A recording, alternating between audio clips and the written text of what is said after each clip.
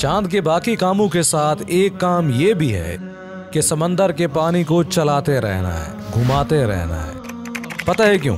इसका एक फायदा, पानी के चलते रहने से पानी गंदा नहीं होता और बदबूदार नहीं होता, वरना बदबू और बीमारियों से इंसान मर जाता।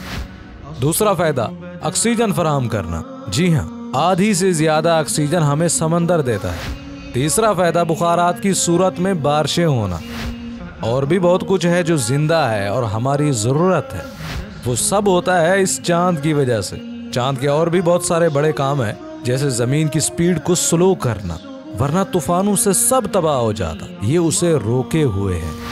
हमें दिन रात भी इसी चांद की वजह से देखने को मिलते हैं और दिन रात को गिन के हम सालों महीनों का हिसाब लगाते हैं, वक्त का शुमार करते हैं इसी चांद की वजह से।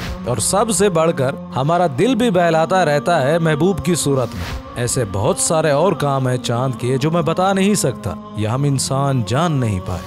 इस सब कुछ को जानने के साथ इस सब को बनाने वाले को भी जाने, उसने ये सब हमारे लिए कितनी बारीकी से बनाया है।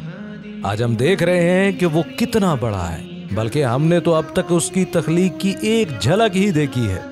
बेशक मेरा रब बहुत बड़ा है, मेरी सोचो गुमान से भी बड़ा है। अल्लाह अल्लाह